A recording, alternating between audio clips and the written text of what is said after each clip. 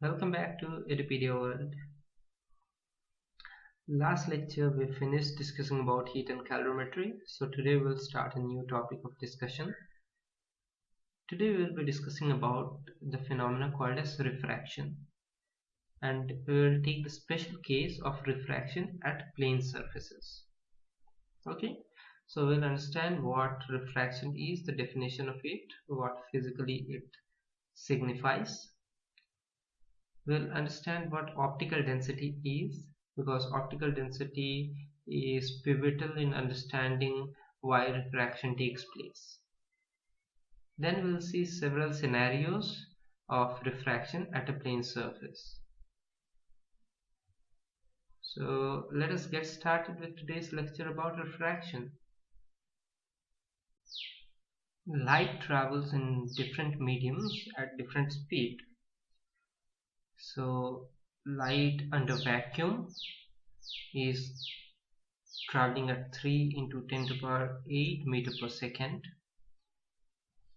In air the speed is almost same, slightly less, but almost there, so we approximate it as 3 into 10 to the power 8 meter per second.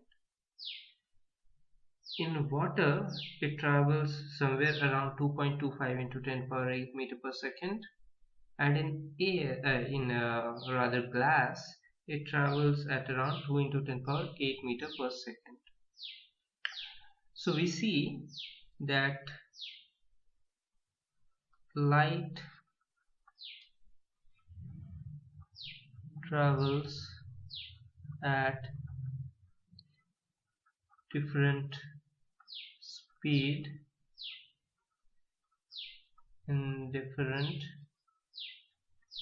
medium.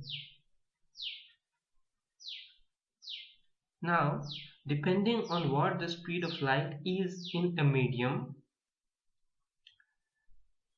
with respect to another medium, the medium is said to be optically denser or optically rarer. Now let us understand what this means. The two terms, optically denser and optically rarer.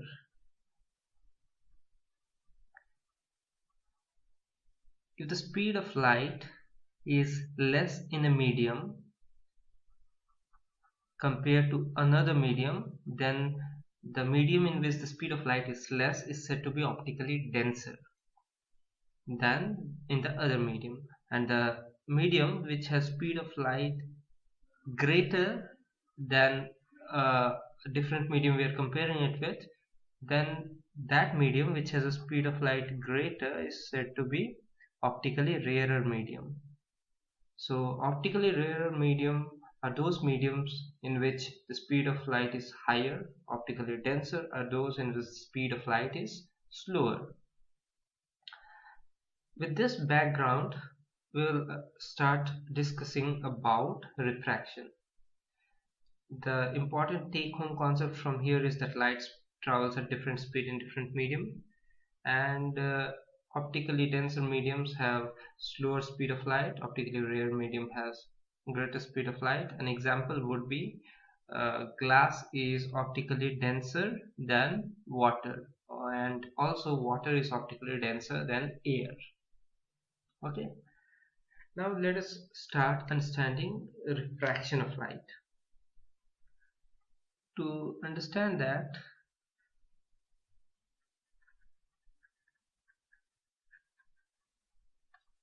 of light. To understand refraction of light, let us first understand the concept that where does it occur. Imagine that you have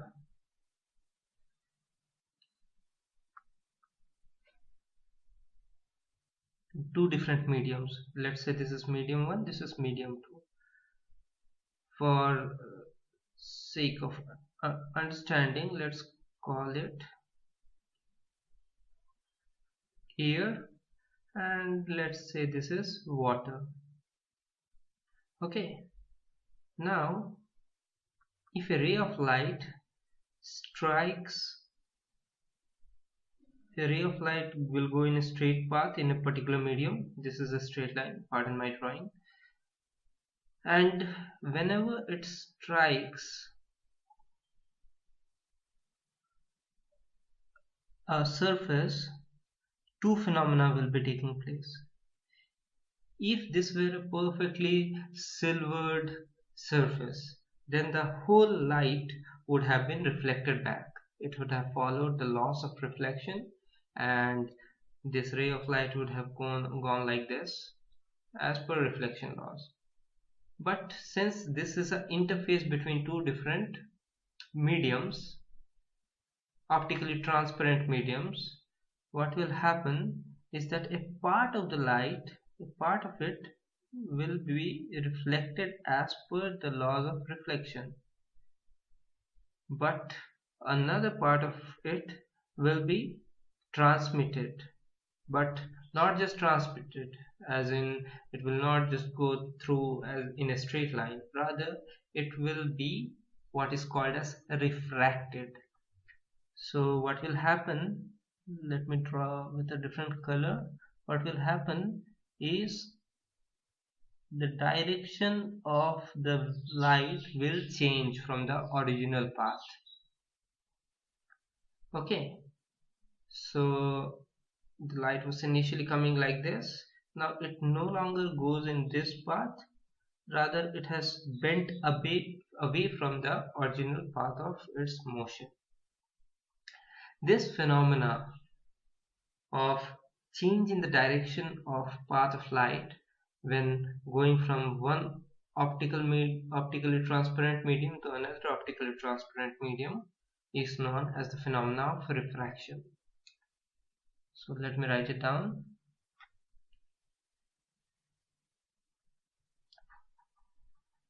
Change in direction of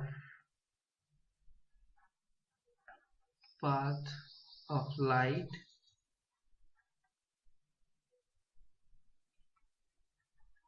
when passing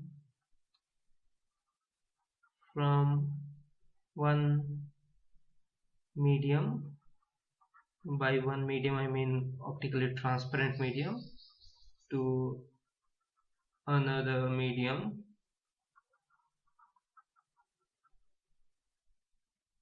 is called refraction.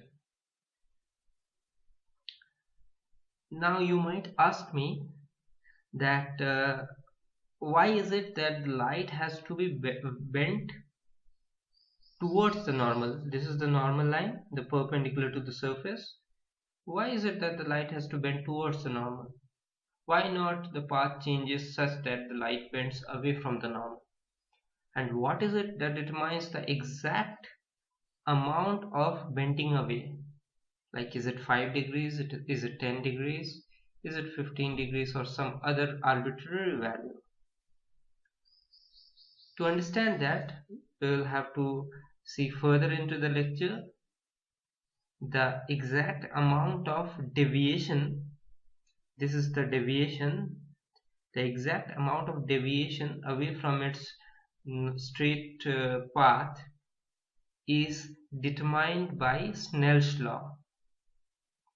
But for the time being, let us see that the direction of bending of light. Let us understand how to find out which direction the light will bend.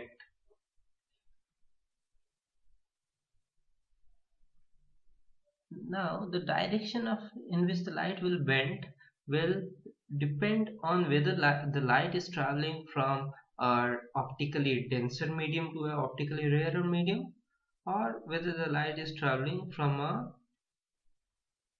rarer to a denser medium. So let me do first rarer to denser. Okay, rarer to denser. Rarer to denser is the same as this example, air to water. Air is the rarer medium, water is the denser medium, right? So when light is traveling from rarer, this is rare, this is dense. A point to be noted that this rarer and denser does not depend on the density of the medium, the traditional density as in mass per unit volume. No, it is independent of that. This is optical density, which has nothing to do with the actual density in terms of mass per unit volume. Now that we are clear about that, let us get back to the movement of light from a rarer to denser medium. So here what is happening is the light is traveling from air to water, which is rarer to denser medium, and the way to think about it is when we are moving from rarer to denser medium, then the light after refraction will bend towards the normal. So this is my normal, and this light will move towards the normal. Okay, now let us define some terminologies. This angle, as we already know, is the angle of incidence. We know this from our reflection classes, that you must have studied in previous classes. This is the angle of reflection, angle of incidence.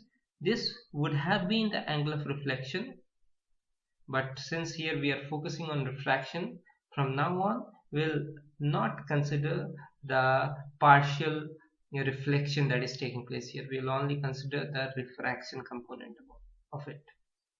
This is angle of incidence. This angle from the normal to the refracted ray is the angle of refraction. I'm writing it as R again, but don't confuse it with angle of reflection. Okay, I is angle of incidence, R is angle of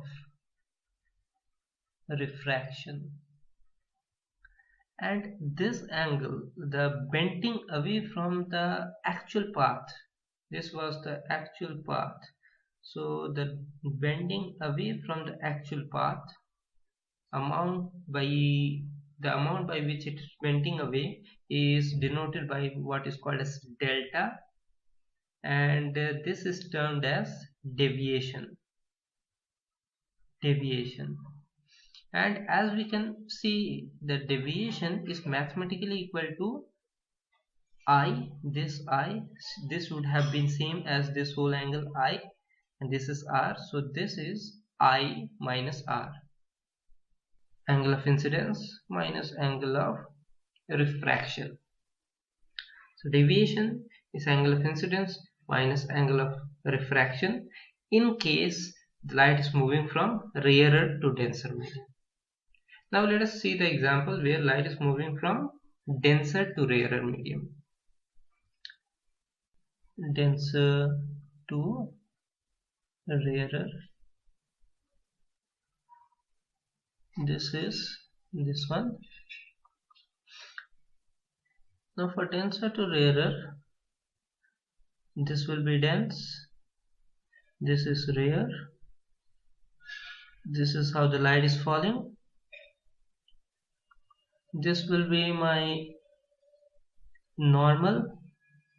Obviously there will be a component which is reflected back, we are not going to consider that, but in this case what will happen, from denser to rarer, the light will bend away from the normal.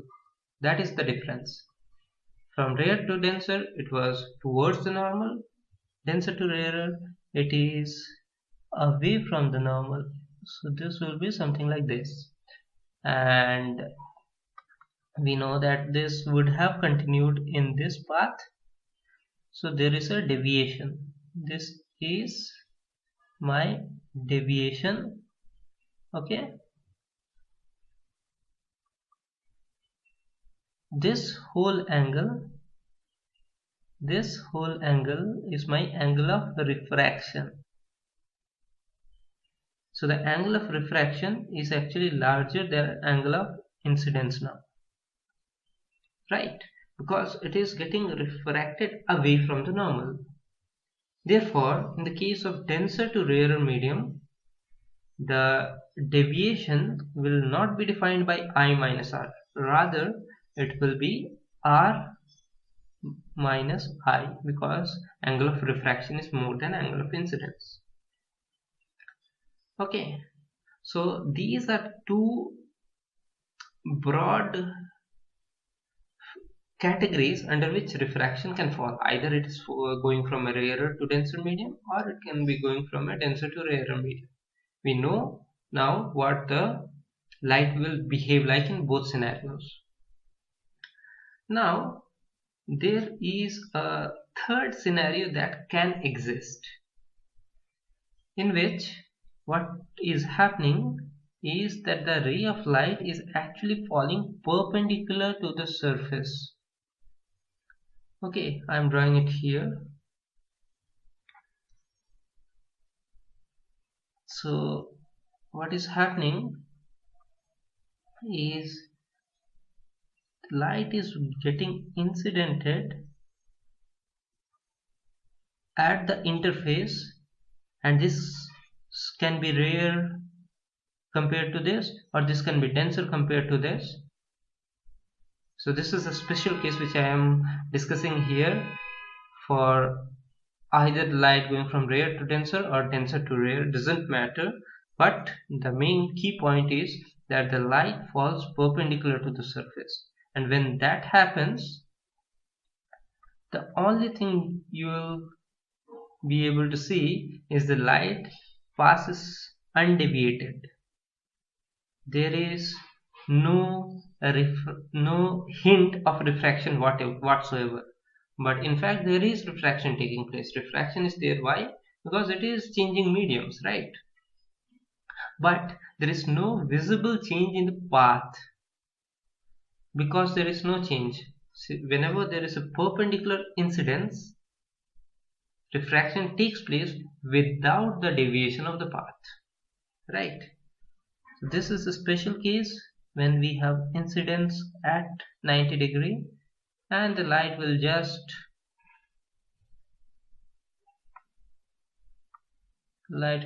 pass through without any deviation. Fine.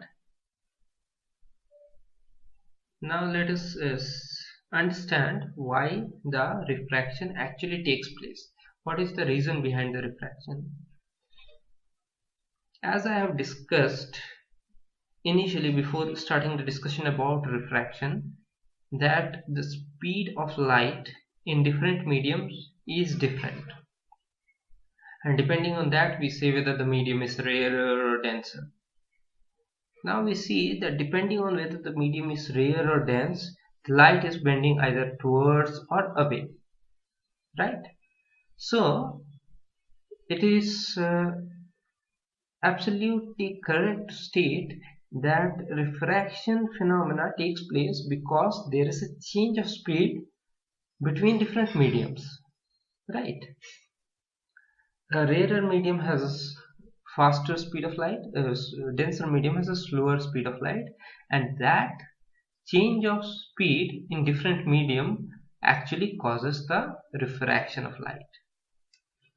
Okay, so the refraction of light is caused by